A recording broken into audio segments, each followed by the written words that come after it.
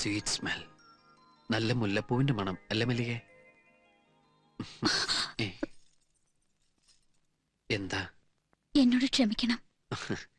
നമ്മൾ ഒരുമിച്ച് ഇങ്ങനെ ജീവിക്കാൻ തുടങ്ങുന്നല്ലേ ഉള്ളൂ. അതിനൊക്കെ മുമ്പ് ക്ഷമിക്കണമെന്ന് പറഞ്ഞ നമുക്കൊന്നിച്ച് ജീവിക്കാൻ പറ്റില്ല. അതെന്താ? ഞാൻ വേറൊരാളുടെ കാമുകയാണ്. ദേ നോക്കിയേ, ഭാര്യയുടെ ജീവിതത്തിലെ കഴിഞ്ഞ കാര്യങ്ങൾ കിള്ളി ചോദിച്ച് ആദ്യ രാത്രി തന്നെ അലമ്പാക്കാൻ ശ്രമിക്കുന്ന ചില വിഡ്ഢി ശിരോമണികളുണ്ട്. പക്ഷെ ഞാൻ ആ ടൈപ്പല്ല. Past is past. കഴിഞ്ഞല്ല നമുക്ക് മറക്കാം. എനിക്കതിന് കഴിയില്ല. എന്നാ നിനക്കിത് കല്യാണത്തിന് മുമ്പ് പറയാറുന്നില്ലേ? എനിക്കൊരു കാമുകനുണ്ടെന്നറിഞ്ഞ എന്റെ ചേട്ടന്മാരും അച്ഛനും അദ്ദേഹത്തെ വെറുതെ വിടില്ല. ആരാണ് അയാള്? ഒരു ഓട്ടോറിക്ഷ ഡ്രൈവറാ.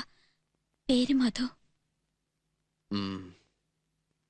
ശരി ശരി, ഇനിയിപ്പോ അതൊന്നും പറഞ്ഞിട്ട് കാര്യമില്ല.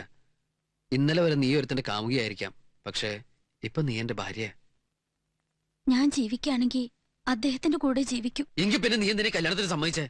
കല്യാണം കഴിഞ്ഞ് ചേട്ടന്റെ അടുത്ത് വിവരം പറഞ്ഞ ചേട്ടൻ ഞങ്ങളെ ഒരുമിച്ച് ജീവിക്കാൻ അനുവദിക്കുമെന്ന് കരുതി. നീ എന്തൊക്കെയാ പറയണേ?